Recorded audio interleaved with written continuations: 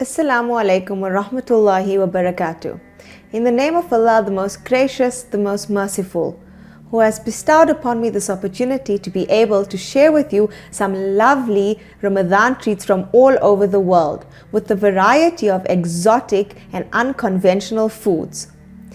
On Adore Eats, with me, Adila, I will be sharing with you these recipes that I have learned over time from different people, from different cultures that inspired me, and I was really taken by how easy and simple these dishes were and how it can be brought home to South Africa and Johannesburg to share with all of you.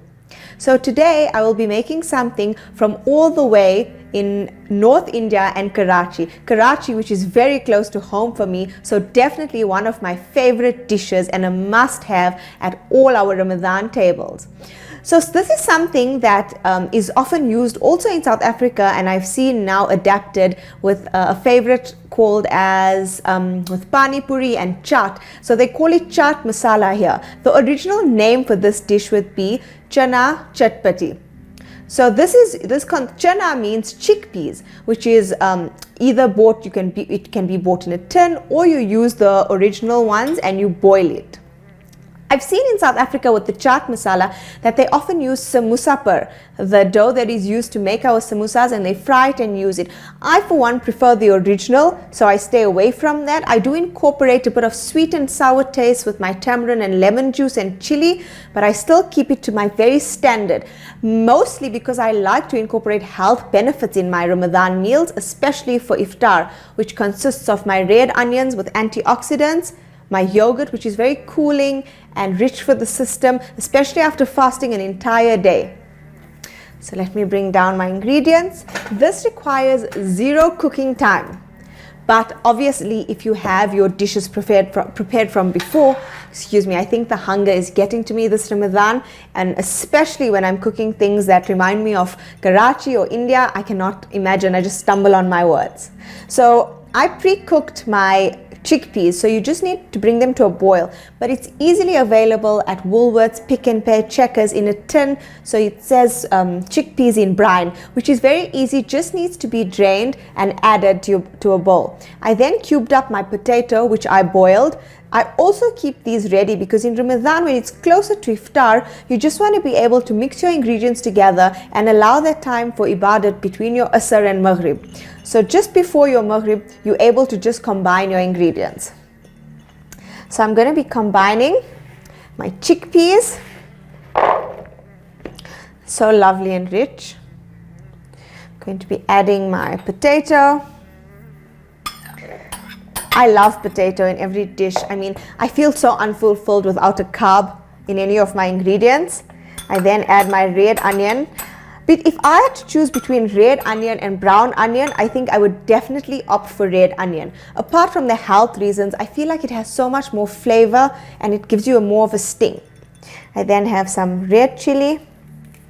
So another way of adapting this dish is if you buy a chaat masala. It's a chaat spice which is found at most of our spice stores in Fordsburg or Mayfair, and you can add some sugar to your yogurt. So that gives it a bit of a different taste. This is my salt. I prefer a savory taste when I first break my fast, and thereafter I don't mind a bit of a sweet taste. And this is my tamarind. So this you can get either in a whole tamarind and you mix with some boiling water, which you then make to a syrup. This is lovely to bind a lot of dishes. I often use it with fish curry, which is close to South African culture, specifically Durban. But here I'm adding it like this. And then I'm going to add some lemon juice, which will give you a bit of a sour taste. And then my coriander. So it's an actual savory dish. It may look like a salad, which I'd like to say, or may look like something that's a light dish, but this is a complete savory dish which is eaten in these countries. You know, the simple thing that we eat called our pies and samosas is not something that is eaten in all of these countries. In these countries, they have other savory dishes. To them, a pie may look foreign, a samosa may look foreign. I think those are more of our South African adapted savories with our Indian spices. I then add my yogurt. I love adding yogurt as much as I can to my iftar and Ramadan menu, especially because it's so good for your system. With all the indigestion, heartburn, and unhealthy, I feel like the hunger's definitely getting to me. I think you can see it as well. Ramadan is such a nice time to try out different dishes as well, because you have so much of gratitude for what you're supposed to have, the gratitude for whatever food you are eating. So it's the best time to avoid being fussy, being upset about it.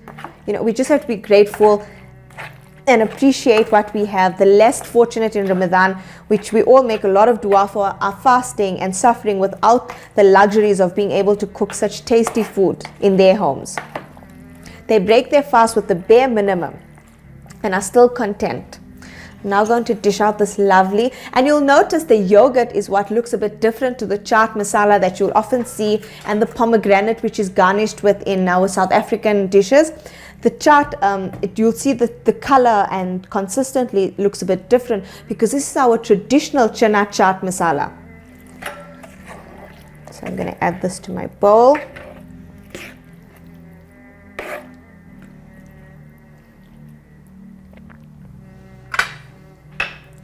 The smells so good.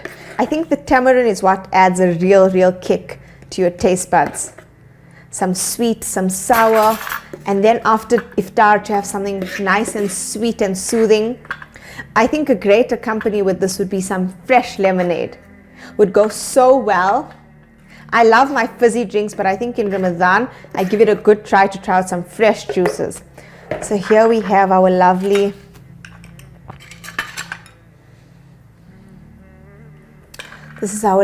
chana chaat, and you'll notice how different it looks.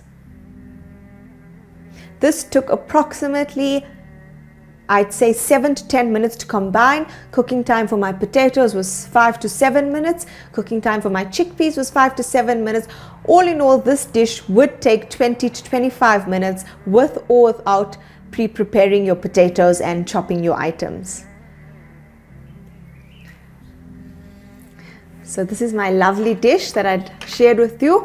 I'm so happy that I was able to share this with you.